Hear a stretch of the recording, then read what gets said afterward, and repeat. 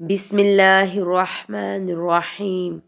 شیطان چاہتا ہے کہ جوئے اور شراب کے ذریعے ایمان والوں کے درمیان عداوت اور بغض پیدا کرے۔ ایمان والوں میں جب کوئی مرتے وقت وصیت کرنا چاہے تو دو گواہ بنا لے اور وہ عدل کرنے والے ہوں۔ جان بوجھ کر قسم توڑنے کا کفارہ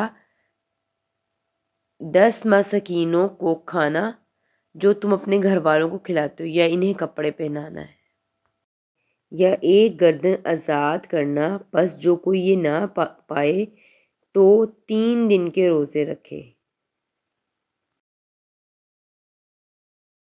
نبی کریم صلی اللہ علیہ وآلہ وسلم نے فرمایا، بیع خرید و فروخت میں بکثرت قسمیں کھانے سے بچو، کیونکہ جھوٹی قسمیں سامان کو فروخت تو کر دیتی ہیں لیکن کمائی کو ختم کرنے کا باعث ہے۔ دین میں کثرت سوال سے دین مشکل ہو جاتا ہے، اور اس لیے کثرت سوال کو دین میں ناپسندیدہ قرار دیا گیا ہے۔ سورۃ الانعام ان 5 سورتوں میں سے ہے جس کا آغاز الحمدللہ سے شروع ہوا۔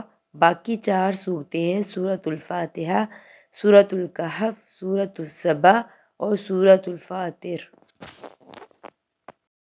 کتب علی نفسہ الرحمہ، اس نے اپنی ذات پر رحمت کرنا لازم کر لیا ہے۔ اور جب کہا ابراہیم علیہ السلام نے اپنے باپ آزر کو، کیا تو بناتا ہے بتوں کو الہ؟ بے شک میں دیکھتا ہوں تجھے اور تیری قوم کو کھلی گمراہی میں۔ غیر مسلموں کے معبودوں کو برا بھلا کہنا ناجائز ہے۔ نبی کریم صلی اللہ علیہ وآلہ وسلم نے فرمایا، مسلمانوں میں وہ سب سے بڑا مجرم ہے جن کے سوال کی وجہ سے کوئی چیز حرام کر دی گئی حالانکہ اس سے قبل وہ حلال تھی۔